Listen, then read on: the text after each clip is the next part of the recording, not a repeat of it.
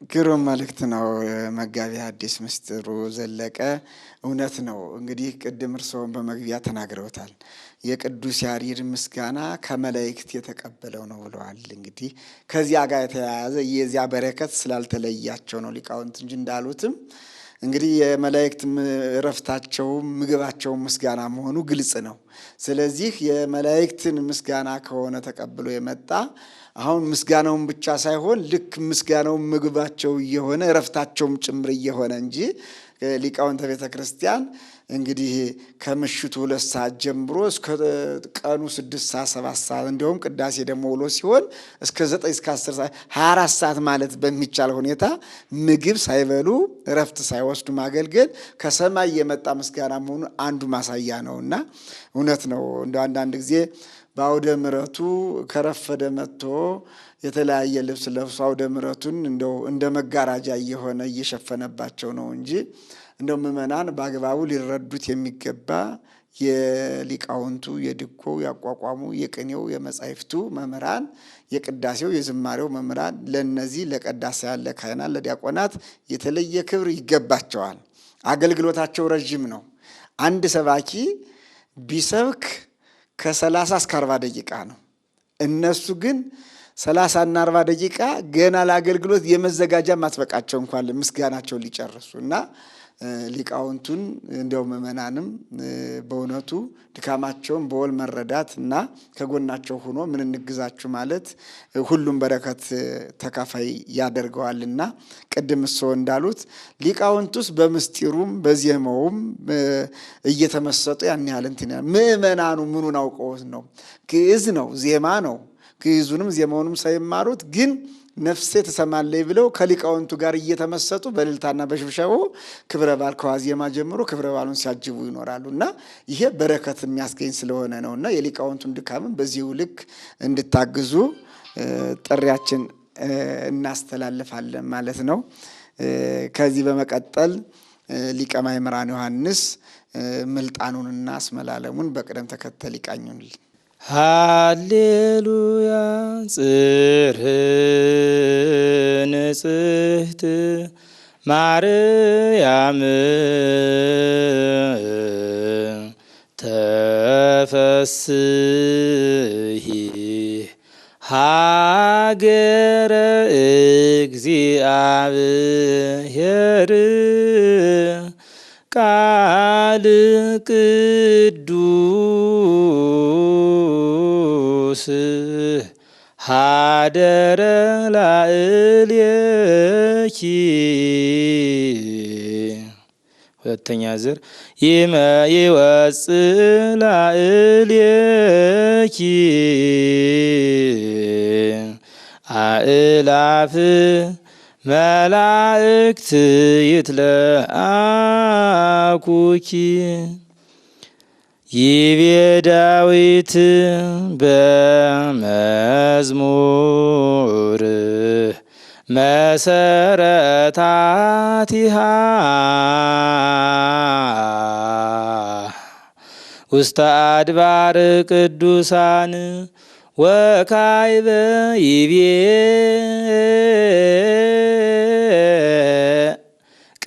ቀደሰ ማህደሮ ልዑል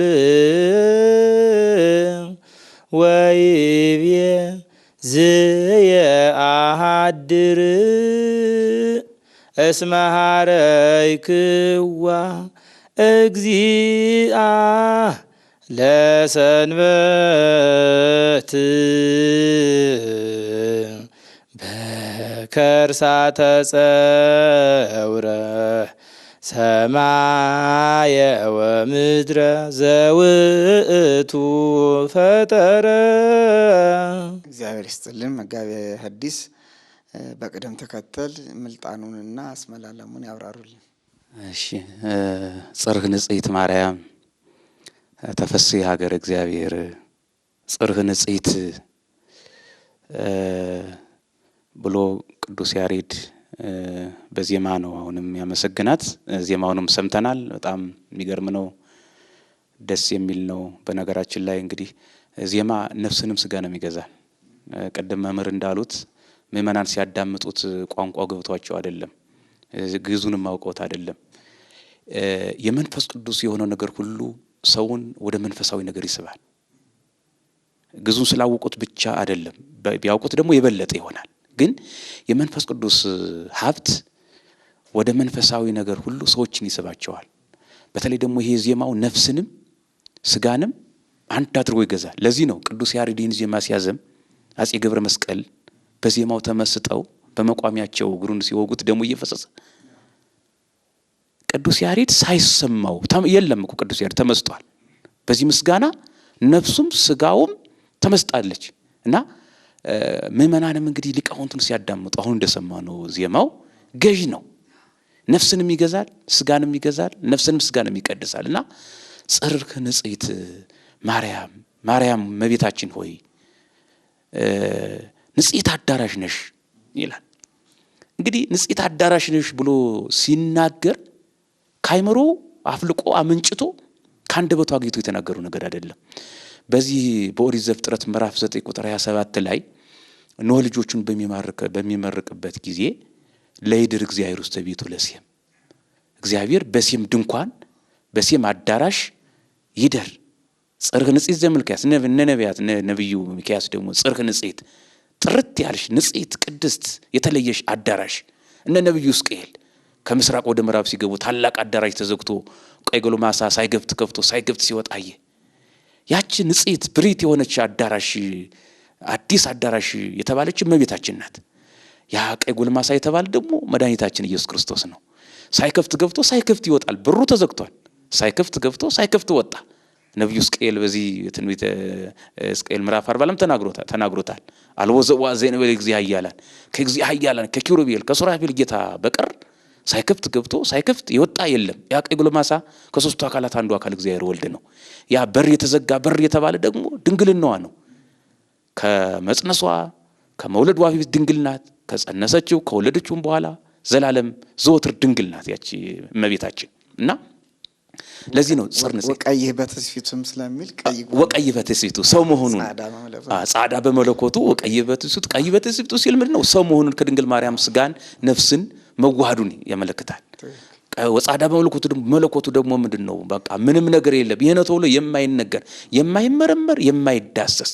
እንግዲህ ነጭ ነገር ይታያል አይደል? ነጭነቱ ይታያል፣ አይመረመርም። ነጭነቱ ብቻ ለሰው በሚገባው መልኩ ሊታዩ ይችላል። እና በመለኮቱ የማይመረመር መሆኑን የሚገልጥና ሳይከፍት ገብቶ ሳይከፍት ሲወጣ በሕቱብ ድንግልና ተጸንሶ በሕቱብ ድንግልና እንደተወለደ ለማጠየቅ ጽር ንጽሕት ማርያም ንጽሕት አዳራሽ ነሽ የመለኮት ማደሪያ ነሽ ብሎ ቅዱስ ያሬድ በዜማው ያመሰግናትና ተፈሥሒ ሀገረ እግዚአብሔር አላት። ሀገረ እግዚአብሔር ትባላለች እመቤታችን። አሁን ንጉሥ በሀገሩ ላይ ከተማ አቅንቶ ከተማ አልምቶ በዚያ ላይ ነግሶ ይኖራል። ከሶስቱ አካል አንዱ አካል እግዚአብሔር ወልድም ድንግል ማርያምን ማህፀኗን እንደ ዓለም አድርጎ 9 ወር ከ5 ቀን ማህፀኗን ዓለም ስላደረገው የእግዚአብሔር ሀገሩ እመቤታችን ተፈሥሒ ደስ ይበልሽ፣ የእግዚአብሔር ከተማ እመቤታችን ተፈሥሒ ደስ ይበልሽ፣ ደስታ ይገባሻልና የእግዚአብሔር ሀገር ናት። እንግዲህ ሀገር ደግሞ መልካም ነው ስናየው። ሀገር ብዙ ሰው የሚኖርበት ነው። በሀገር ብዙ ሰው ይኖራል እና እመቤታችን እኛ ሀገራችን እግዚአብሔርን ያገኘንባት መልካም ከተማችን ናት። በዚች ከተማ በዚች ሀገር ደግሞ ለመኖር ሁሉም ሰው ይፈልጋል። እውነተኛው አምላክ መድኃኔ ዓለም ክርስቶስ ከሷ ስለተገኘ ሀገር እግዚአብሔር ዳዊት ነው የተናገረላት በመዝሙረ ዳዊት 86 ላይ ነኪር ነገሩ በእንቲአኪ ሀገር እግዚአብሔር የተባልሽ የእግዚአብሔር ሀገሩ የእግዚአብሔር ከተማ የተባልሽ እመቤታችን ስላንቺ የሚነገረው ነገር ሁሉ ድንቅ ነው።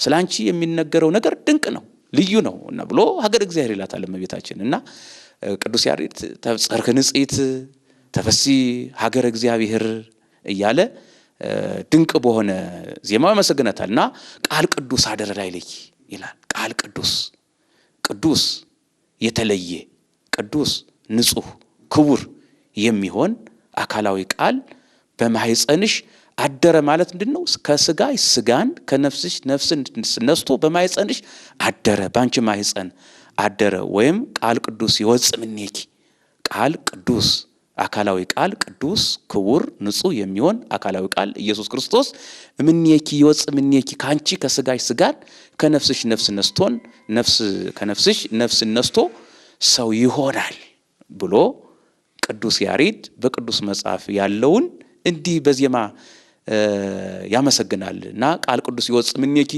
ከዚህ ቀዳሚው ቃል ዮሐንስ ወንጌላዊ በዚህ ዮሐንስ ወንጌል ምዕራፍ 1 ላይ ያ ቃል በመጀመሪያ ቃል ነበረ፣ ቃልም በእግዚአብሔር ዘንድ ነበረ፣ ያም ቃል እግዚአብሔር ነበረ፣ ያ ቃል ሥጋ ሆነ ብሎ የሥጋዊን ነገር በሚገባ አምልቶ አስብቶ አራቆ ነግሮናል፣ አስተምሮናል። ከዚያ ነው ቃል ቅዱስ ይወጽ ምኔኪ አካላዊ ቃል ካንቺ ከሥጋይ ሥጋን ከነፍስሽ ነፍስን ነስቶ ሰው ይሆናል። መላእክት ይትላኩኪ መላእክት ደግሞ አንቺን ያመሰግኑሻል ያከብሩሻል።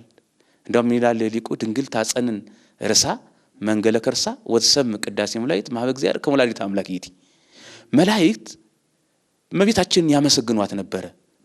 ሰማይና ምድርን የፈጠረ አካላዊ ቃል ኢየሱስ ክርስቶስ በማኅፀኗ ስለነበረ ቅዱስ ቅዱስ ቅዱስ ብለው ሲያመሰግኑ እመቤታችን ማርያም አንገቷን ዘንበል አድርጋ የመላእክትን ምስጋና ታዳምጥ ነበረ። መላእክት ያገለግሉሻል ያከብሩሻል ያገኑሻል። ቅዱስ ኤፍሬም እንደተናገረው ወማርያም በእንተዚያ ብሎ ቅዱስ ያሬድ እንደተናገረው መላእክት ያከብሩሻል ሱራፌል ኪሩቤል ሁሉ ያመሰግኑሻል ብሎ ሊቁ ቅዱስ ኤፍሬምም ተናግሮታልና መላእክት ይትላኩኪ አለ። ከዚህ በኋላ ደግሞ ምንድነው ይቤ ዳዊት በመዝሙር መሰረታት ያውስተ አድባር ቅዱሳን። አሁንም ይሄ ምስጋና በመዝሙረ ዳዊት 86 የተናገረው ነው። ቀጥሎ ደግሞ ቀደሰ ማኅደሮ ልዑል መዝሙረ ዳዊት የተናገረው ነው። ስማህሪያ እግዚአብሔር ለጽዮን። እነዚህ በተለይ መዝሙር 86 የተናገረው ቅዱስ ያሬድ የእመቤታችን መሰረቶቿ በተቀደሱ ተራሮች ላይ ነው ሲል መገኘቷ ከደጋጉ መሰረት እንግዲህ አድባር ተራሮች ያላቸው እነ አብርሃም እነ ይስሐቅ እነ ያዕቆብ እግዚአብሔርን ደስ ያሰኙ በሕገ ልቦና ለእግዚአብሔር የተገዙ አበው ንጹሃን ቅዱሳን ደጋጎች ስለነበሩ የእመቤታችን መገኘት ከደጋጉ ከንጹሃኑ ከአባቶቻችን ከነ አብርሃም ከነ ይስሐቅ መገኘቷን ሲያመለክት መሰረታት ያውስተ አድባር ቅዱሳን መዝሙረኛው ዳዊት የተናገረውን ጠቅሶ በዜማ ደርሶ የተናገረው ቀደሰ ማኅደሮ ልዑል እግዚአብሔር ማደሪያው ድንግል ማርያምን አከበረ ቀደሰ አነጻ ኃጢአት ኑሮባት አነጻ አከበራት ሲል ነው። በክብር ላይ ክብርን ሰጣት ሲል ቀደሰ ማኅደሮ ሰማይና ምድርን የፈጠረ አምላክ በማኅፀኗ ስላደረ እናት ስላደረጋት ስለመረጣት ልዑል ማደሪያውን አከበረ ቀደሰ አነጻ እያለ መዝሙረኛው ዳዊት ስለመቤታችን በዳዊት በመዝሙረኛው በዳዊት የተነገረውን እሱ ደግሞ በዜማ እንዲህ አድርጎ ደርሶላታል፣ እንዲህ አድርጎ ተናግሮላታል፣ ያመሰግናታልና መሰረታት ያውስተ አድባር ቅዱሳን የእመቤታችን መገኘቷ እንዲሁ በዘፈቀደ የተገኘች አይደለችም። እናቶቻችን በገጠር እንግዲህ ሙዳይ የምትባላለች ሲሰሩ እንዳገልግል ያለቻችን ሲሰሩ አክርማ የሚባል አለ። መጀመሪያ መርጠው ነው የሚነቅሉት። አክርማውን ሲነቅሉት መርጠው ንጹህ የሆነውን ለዚያች ይገባል ለሙዳይ የሚሆነውን መርጠው በዚያች ይሰፉታል። እንደዚህም ሁሉ አብ ወልድ መንፈስ ቅዱስም ድንግል ማርያምን ከደጋጉ ከነ አብርሃም ከነ ይስሐቅ ከነ ያዕቆብ ወገን ስላስገኟት መስይቤ ዳዊት መዝሙረኛው ዳዊት በምስጋናው እንዲህ አለ። የእመቤታችን መገኘቷ እመቤታችን የተገኘችው ከደጋጉ ከነ አብርሃም ከነ ይስሐቅ ከነ ያዕቆብ ጣዖት አምላኪ ካልሆኑ እግዚአብሔርን ከሚያመልኩ ሰዎች መገኘቷን ሲመለከት መሰረታት ያውስተ አድባር ቅዱሳን ብሎ የተናገረውን መዝሙር አባቶቻችን በዘመነ አዲስ በብሉይ ኪዳን የተነገረውን በዘመነ አዲስ አባቶቻችን በረቀቀ በጣዕመ ዜማ ያመሰግናሉና ለዚህ ነው ያረድ ለማህሌት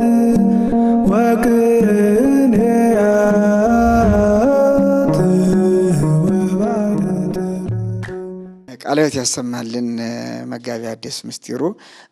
ከሷም አልፎ እንደውም ወገኖቿ ሁሉ የተቀደሱ መሆኑን አሁን እዚህ ላይ የምንረዳው መሰረታቲያ ውስተ አድባር ቅዱሳን ሲል አይደለም ስለ እመቤታችን ጥያቄና ክርክር ሊኖረው ይቅርና የእሷ የዘር ሐረግ የሆኑ ወደ ኋላ ስንሄድ የተቀደሱ መሆናቸውን የሚያሳይ ነው። ተመልካቾቻችን እየተወያየን ያለ ነው ማኅደ ቅዱስ ያሬድ የተሰኘውን ሳምንታዊ መርሐ ግብር ነው።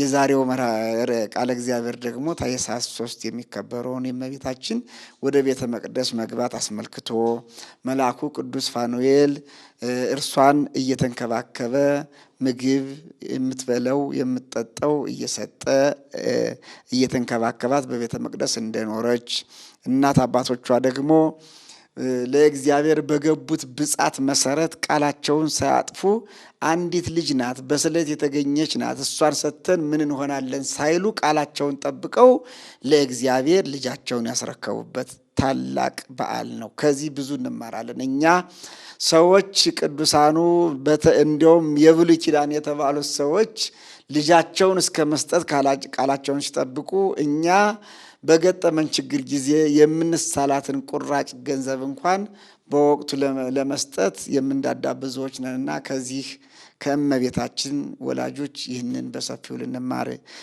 ይገባል ማለት ነው። እንግዲህ ወደ መጨረሻ እየሄድን ነው። ሊቀ ማእምራን ዮሐንስ አለምነው ደግሞ አመላለሱን የምልጣኑን አመላለስ ይቃኙልንና በዚሁ አያይዘው አቡኑንና ሰላሙን ይቃኙልን። አእላፍ መላእክት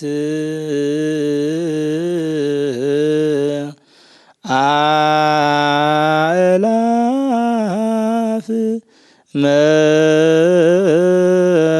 መላእክት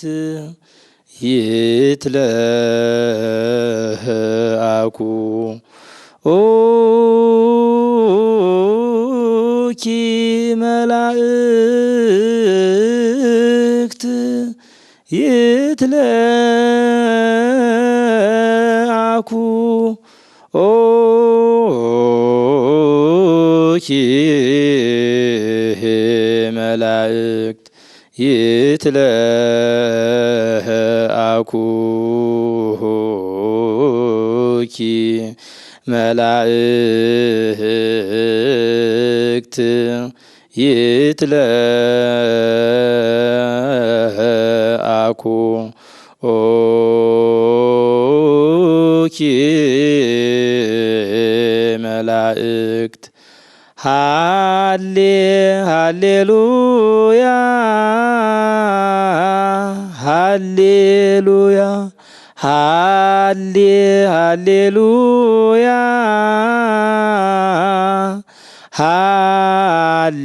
ሃሌሉያ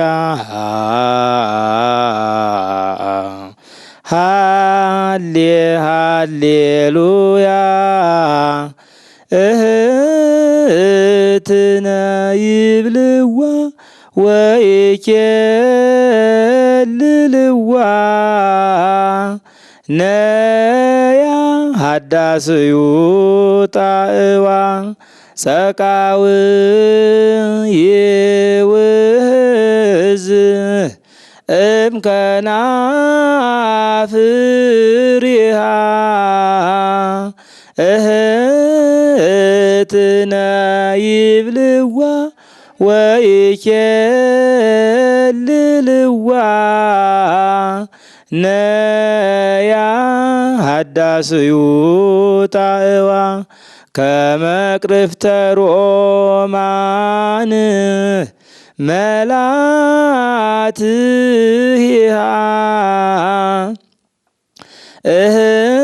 እህትነ ይብልዋ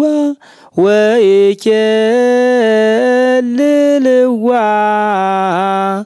ነያ ሀዳስዩ ጣዕዋ ልዑል ሰምራ ዳዊት ዘመራ። ሁለተኛ ዳዊት ዘመራ በቤተ መቅደስ ተወክፍዋ ተሰሃልከ እግዚኦ ምድረከ ሃሌሉያ ማህደረ ሰላምነ ቅድስት ደብተራ እሞሙ ለሰማዕት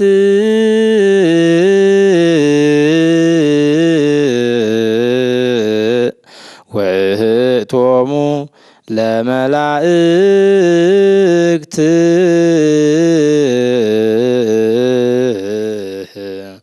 ንዑ ንስግድ ኩልነ ሀበ ማርያም እምነ። ቃለ ሕይወት ያሰማልን። ሊቀ ማእምራን ዮሐንስ ግሩም የሆነ ቅዱስ ያሬድ ጣዕመ ዜማን ያሰሙን። መጋቢ ሐዲስ ምስጢሩ ደግሞ ይህንን ትርጉሙንና ምስጢሩን ለተመልካቾቻችን ያብራሩልን። እህትነ ይብልዋ ወይ ኬልልዋ መላእክት እመቤታችንን እህታችን ነሽ ይሏታል እያሉ ያመሰግኗታል ይላል። እንግዲህ የእመቤታችን ለመላእክት እህት መሆን ምንድነው? በእኛ በዚህ ዓለም ላይ እንደምናውቀው ግዙፋን ነን። ወንድ ቀድሞ ሊወለድ ይችላል፣ ከዚያ ሴት ወይም ሴት ቀድማ ትወለዳለች፣ ወንድ ደግሞ ሊከተል ይችላል። እንደየጊዜ ግብሩ ነው። በዚህን ጊዜ ምን ይባላል? ሴቶች እህቶቻችን ይሆናሉ። እህቶቻችን እንላቸዋለን በስያሜ፣ ወንዶችን ወንድሞቻችን እንላለን። መላእክት እመቤታችንን ሲያመሰግኗት እህትነ ይብልዋ ወይ ኬልልዋ እህትነ እያሉ ያከብሯታል፣ ያገኗታል፣ ያመሰግኗታል። እህትነቷ በምንድን ነው የተባለ እንደሆነ እንግዲህ በንጽህና ነው፣ በቅድስና ነው። የግድ መወለድ ብቻ አይደለም። በቅድስና መወለድ፣ በንጽህና መወለድ ስላለ ንጽህናዋን ቅድስናዋን እያዩ እህትነ ይብልዋ እህትነ እያሉ ያመሰግኗታል። ሊቁ ቅዱስ አባ ሕርያቆስም ጠቅሶታል እህቶሙ ለመላእክት ብሎ። ይህም ቅድም እንደተባለው ቅዱስ ያሬድም ራሱ እህትነ ይብልዋ መላእክት ሲያመሰግን፣ ቅዱስ ያሬድ ምስጋና ሲያመሰግን እግዚአብሔር መንፈስ ቅዱስ ገልጦ መላእክትን አሳይቶ እንዴት እያሉ እንደሚያመሰግኗት ያየውን የተመለከተውን ነው። ወዲያውኑ ያየውን የተመለከተውን ወዲያውኑ እህትነ ይብልዋ መላእክት ወይ ኬልልዋ እህትነ እያሉ በቅድስና በንጽህና ስለምትመስላቸው በቅድስና በንጽህናዋ አይተው እህትነ ይብልዋ። በእርግጥ የእመቤታችን ንጽህና ቅድስና ከመላእክት በላይ ነው፣ ከሰውም ከቅዱሳንም በላይ ነው። አሁን ቅዱሳን የምንላቸው አቡነ ተክለ ሃይማኖት እና አቡነ ገብረ መንፈስ ቅዱስ ከዚህ በላይ ነው። አሁን ሰው የፈለገውን መልካም ስራ ሰርቶ መላ ዘመኑን መልካም ስራ ቢሰራ ከመላእክት እኩል መሆን ይችላል። በንጽህና በቅድስና ከመላእክት እኩል መሆን ይችላል። ከእመቤታችን ግን እኩል መሆን አይቻልም።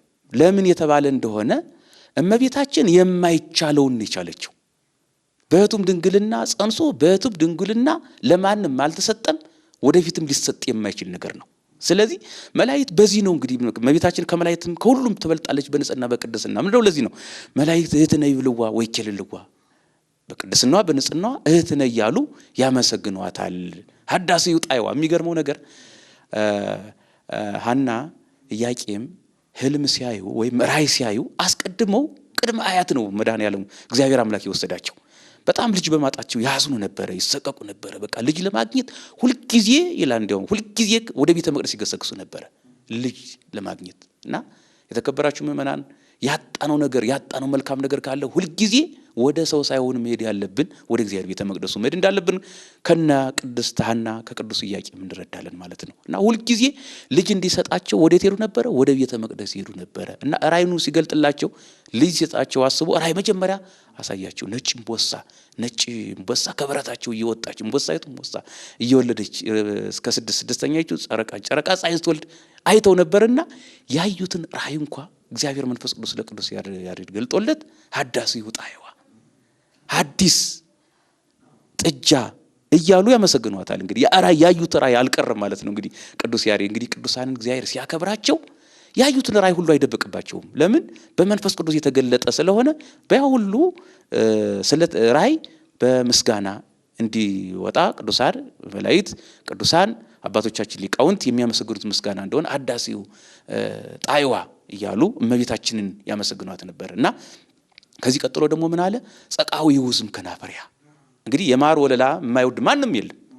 የማር ወለላ መልካም ነው፣ ለልብ ጥሩ ነው፣ ለአፍ ለምላስ ጣፋጭ ነው፣ ለልብ ደግሞ ይመጥናል፣ ጥሩ ነው።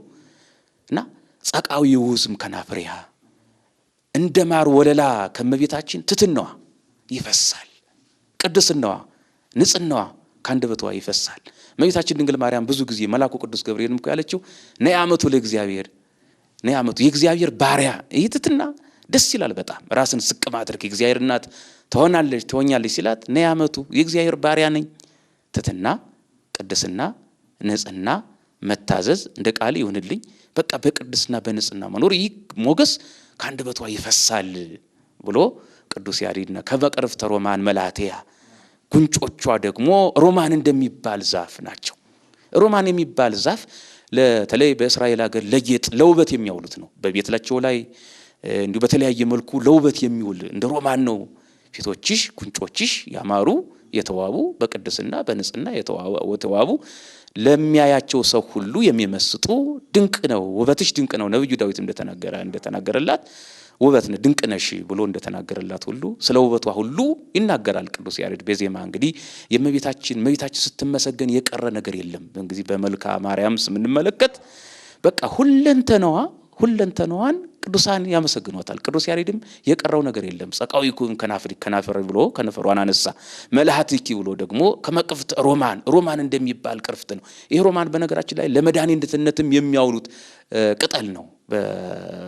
በኦሪት በዘመነ ብሉይ ለመድኃኒትነት የሚውሉና ሶሎሞን ጠቅሶታል። በዚህ በመኃልየ 6 ቁጥር 11 ላይ ጠቅሶታል።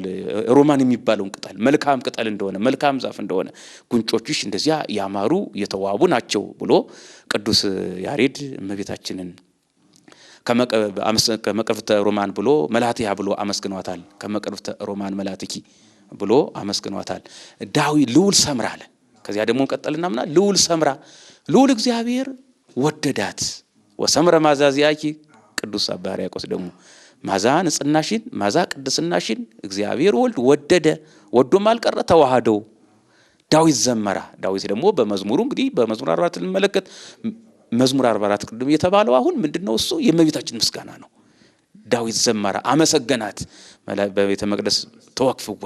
ቤተ መቅደስ ደግሞ እንግዲህ በአታ 3 ቀን ባታ እንግዲህ ባታ ገባ ባታ ማለት መግባት ማለት ነው። በዚህ ላይ ምእመናን ነገር ላስታውሳችሁ እንግዲህ ልደታ ባታ ቁስቋም እንላለን። የተለያዩ ነገሮች አይደሉም እነዚህ ነገሮች። አሁን ባታ ልደታ ስንል የተወለደችበትን ቀን ለማስታወስ ነው። ባታ ስንል በ3 ዓመቷ ወደ ቤተ መቅደስ መግባቷን ስናመለክት ነው። እንግዲህ ቁስቋም ስንል ደግሞ ምን ማለታችን ነው? ህዳር 6 ቀን ከ6 የተመለሰችበት እና ቁስቋም በሚባል ቦታ ያረፈችበት እንደሆነ ኪዳነ ምሕረት ስንል ደግሞ ቃል ኪዳን የተቀበለችበት ቀን እንደሆነ መረዳት አለብን። ምና እንግዲህ አንዳንድ ጊዜ ምንድነው ከአንዳንድ ምእመናን የሚሰማ ነገር ስላለ ባታ ልደታ ሌላ እንደሆነ ባታም ሌላ እንደሆነ ቁስቋም ስንል አሁን በ6 ስናከብ ሌላ እንደሆነ ኪዳነ ምሕረት ስንል ሌላ እንደሆነ መስሎ የሚታያቸው ሰዎች ስላሉ አንድ ነው። ኪዳነ ምሕረትና ማርያም እናትና ልጅ ወይ እህትና እህትም የሚመስላቸው ዝም ብሎ ግር ይላቻል። እውነት ነው። እና ምእመናን ይህንም ያወቃችሁት እንዴት ሄዱ ቤተ መቅደስ ተወክፍዋ 3 ቀን ሐና ኢያቄም በተሳሉት መሰረት ቀድም መምህርም ሶም እንዳሉት ሳይሰስቱ እንግዲህ አንድ ልጅ በጣም ከባድ ነው። በናፍቆት የተገኘች ልጅ ለዚያውም ደግሞ በ3 ዓመቷ ወስደው በቤተ መቅደስ ስላስገቧት በቤተ መቅደስ ተወክፏ ብሎ ተናገረ። ወደ ሰላሙ ማይደረ ሰላምን ስንል ቅዱስ ያሬድም ሰላም ብሎታል። ማይደረ ሰላምን ቅድስት ደብተራ የተለየሽ የተከበርሽ የተመረጥሽ ደብተራ ኦሪት ድንኳን የተባልሽ እመቤታችን የሰላማችን ኢየሱስ ክርስቶስ ማደሪያ እናት አንቺ ነሽ። ሰላም የተባለ ክርስቶስ ነው። ነብዩ ኢሳይያስ በዚህ በትንቢተ ኢሳይያስ ምዕራፍ 9 ቁጥር 6 ጀምሮ እንደተናገረው የሰላም አለቃ አይደል የተባለ የሰላም አለቃ። በዘመነ ሐዲስ ደግሞ ሐዋርያው ቅዱስ ጳውሎስ በአንደኛ ቆሮንቶስ ምዕራፍ 14 ቁጥር 33 ላይ አምላካችን እግዚአብሔር የሰላም አምላክ እንጂ የውከት የጠብ የጭቅጭቅ አምላክ አይደለም ይላል። ስለዚህ ማይሌታችን ምን መሆን አለበት ማለት ነው? ማይደረ ሰላምነ ብሎ የዚህ የድጓው ሊቅ የአቋቋሙ ሊቅ የዝማሬው ሊቅ እዚያ ይህንን እንግዲህ ቆሞ ሲያመሰግን ማይደረ ሰላምነ ሰላማዊ ሰው መሆን አለበት። በቃ የሰላም ሰው ማንንም እንደሚያመሰግን በቃ ሰላማዊ ኢየሱስ ክርስቶስን የሚያመሰግን ሊቅ መሆኑን ማወቅና መረዳት አለበት። ብዙ ነገሮች ሊኖሩ ይችላሉ። እንግዲህ በተለይ ማይሌቱ አገልግሎት ቂም በቅል ሊኖርበት አይገባም። ለምን? ለማመስገን የቆሙ ማንን ነው? እግዚአብሔርን ነው። ሰላም ሳይኖረን እኔ አሁን የድጓ መምህር ያቋቋም መምህር የቅኔ መምህር ሌላ መምህር ሁኜ እግዚአብሔርን አመሰግናለሁ ብዬ ከተነሳሁ ሰላማዊ ግድ መሆን አለብን። ቅዱሳን አባቶቻችን ሐዋርያት ሰይፉን እሳቱን ስለቱን የቻሉት ስለ ሰላም ስለ ክርስቶስ ብለው ነው። በቤተ ክርስቲያን ያለ ሊቃውንት ምንድነው በተቻለ መጠን ቅዱስ ሲናገር ምን አለ? ተምኡ ወይተጣበሱ ተቆጡ ግን ወይ አትበድሉ በቁጣቸው ላይ ፀሐይ አይግባ። ሰዎች እንደመሆናችን ልናዝን ልንቆጣ ልንበሳ እንችላለን። ግን በቁጣቸው ላይ ፀሐይ አይግባ እና ምስጋና ስናመሰግን ማይደረ ሰላምነ የሰላም ባለቤት እግዚአብሔርን ማመስገን እያመሰገን ስለሆነ በውስጣችን ሰላም ይኖር ይገባል። በቃ እውነትም በቤተ ክርስቲያን ያሉት ሊቃውንት ብሔራቸው አይታወቅም፣ ማንነታቸው አይታወቅም። ያገናኘቻቸው ማናት? ቤተ ክርስቲያን ናት። እናታቸው ቤተ ክርስቲያን ናት። የተገናኙባትም ደግሞ በዚህች ቦታ ነው የተገናኙትና ማኅደረ ሰላምነ የሰላማችን የኢየሱስ ክርስቶስ እናት አንቺ ነሽ ልና እሞሙ ለሰማዕት ይላታል። የሰማዕታት እናታቸው። አሁንም እናትነቷ ምንድነው? ከሰማዕታት ከመነሳታቸው በፊት በዘመነ ሐዲስ ሰማዕታት ከመነሳታቸው በፊት በዘመነ ሐዲስ ለዘመነ ሐዲስ ሰማዕታት እናታቸው ፊት አውራሪያቸው ድንግል ማርያም ናት። ለምን? የሰማዕታትን ስደት አስቀድማ የተሰደደች እሷ ስለሆነች። ሰማዕት ሲባል እንግዲህ የግድ ሰይፍ እሳት ብቻ አይደለም። ስደት፣ በረሃ ለበረሃ መሄድ፣ መንከራተት፣ ውሃ ጥሙ፣ እንቅፋቱ፣ ወይጻው ቃጠሎ፣ ይህ ሁሉ ሰማዕትነት ነውና ይህን ጀምራ ስለሰጠቻቸው አባ ሕርያቆስም እንደተናገረው የሰማዕታት እናታቸው ወህቶም ለመላእክት ቅድም እንዳልነው በንጽህና በቅድስና ነው። የመላእክትም ምንድናቸው? እህታቸው፣ የመላእክት እህታቸው ናት። ነው ንስግድ ኩልነ ሀበ ማርያም እምነ። ይህን ካለ በኋላ ስለዚህ የሰላሙን አምላክ ወልዳ የሰጠችን እናታችን ድንግል ማርያም ናት። ለአምላካችን ለእግዚአብሔር የባህሪ ስግደት አምላክ ነህ ፈጥረህናል ገዝተናል ብለን የባህሪ ስግደት እንሰግድለታለን ማለት ነው። አምላክ ስለሆነ የፈጠረንም ያስገኘንም ስለሆነ ስግደትም የሚገባው አምላክ ስለሆነ እንዱ ይሰገድለታል። ይህን ካለ በኋላ ነው ንስግድ ኩልነ ሀበ ማርያም እምነ። ኑ ሁላችሁም ኑ ለድንግል ማርያም እንስገድላት ይላል። እንግዲህ ስግደት ለቅዱሳንም እንደየደረጃቸው ስግደት ይገባቸዋል። እንኳን አምላክ ለወለደች ለድንግል ማርያም እኛ እኮ ወዳጆቻችንን ስናገኛቸው እኮ የጸጋ ስግደት እንሰግድላቸዋለን፣ እናከብራቸዋለን አይደል? ዝቅ ብለን አይደል ስማቸው። በተለይ ልጆች ከሆን ወላጆቻችንን ዝቅ ብለን ጉልበት እንስማለን። ለምን? ለመባረክ፣ በአባቶቻችን ለመባረክ። አብርሃም ይስሐቅን ባርኳል፣ ይስሐቅ ያዕቆብን ባርኳል። አባቶቻችን ልጆቻቸውን ሲባርኩ በረከት ያገኛሉ ማለት ነውና ለድንግል ማርያም መስገድ ተገቢ ነው። ለድንግል ማርያም መስገድ ተገቢ እንደሆነ ደግሞ እንዲሁ በዘፈቀደ ተነስተን ሳይሆን የምንሰግድላት እግዚአብሔር ያከበራት ከእግዚአብሔር በታች ከቅዱሳን ሰዎች በላይ ስለሆነች ክብር የሚገባት የክብር ያለው መለኮትን ወልዳ ስለሰጠችን እግዚአብሔር ደግሞ አከበራት፣ ቀደሳትና ይሰገድላታል ለድንግል ማርያም። ነብዩ ኢሳይያስ በዚህ በትንቢተ ኢሳይያስ ምዕራፍ 49 ቁጥር 23 ላይ ምን ይላል?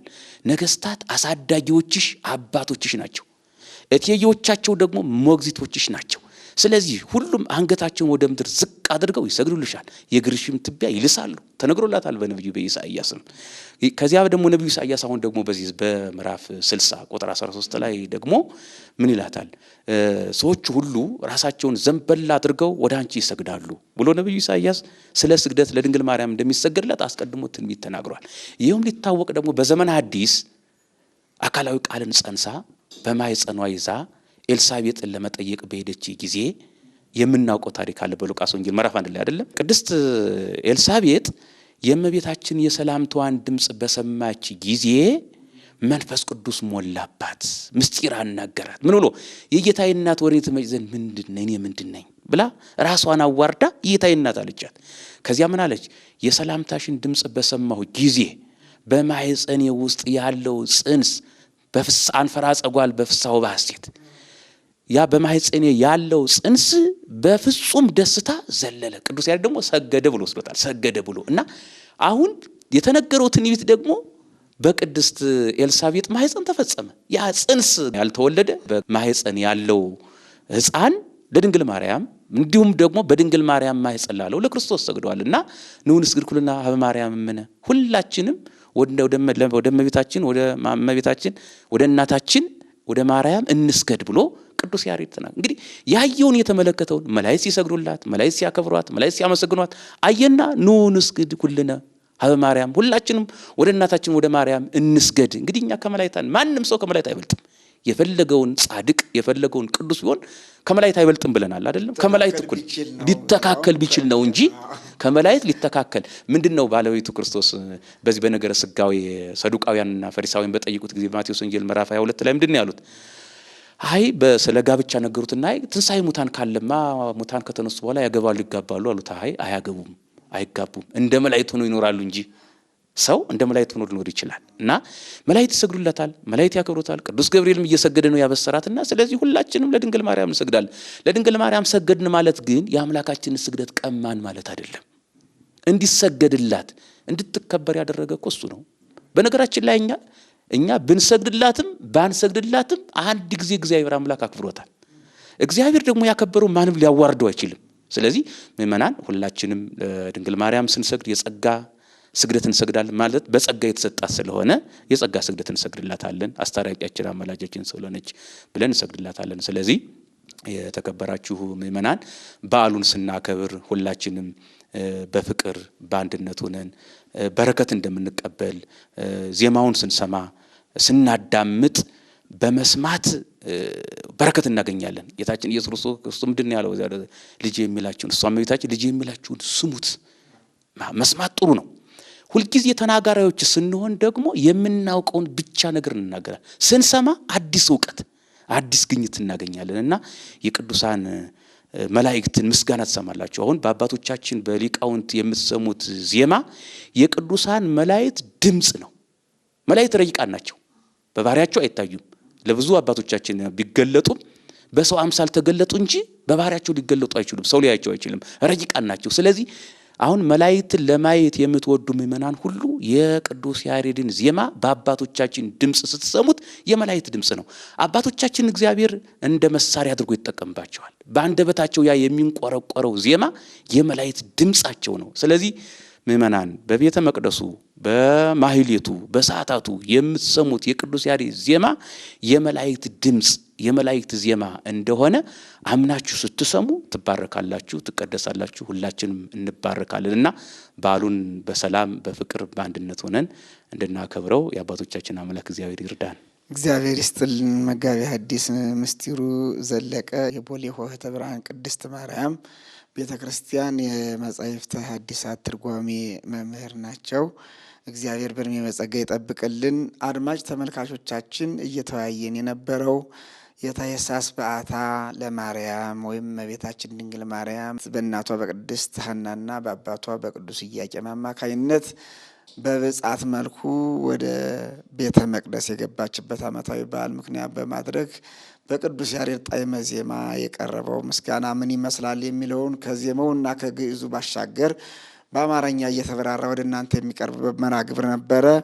እንግዲህ ሊቃውንተ ቤተ ክርስቲያን መጋቤ ሐዲስ ምስጢሩ ዘለቀና እንዲሁም ሊቀ ማእምራን ዮሐንስ አለምነው እዚህ ስቱዲዮአችን ድረስ ተገኝታችሁ ይህን የመሰለ ሙያችሁን ለአድማጭ ተመልካቾቻችን ስላካፈላችሁ በቅድስት ቤተ ክርስቲያንና በስራ ባልደረቦች ስም ልባዊ ምስጋናዬን አቀርባለሁ። የነበረን ቆይታ ይህንን ይመስል ነበር። ተመልካቾቻችን ብዙ ዕውቀት እንዳገኛችሁ ተስፋ እናደርጋለን።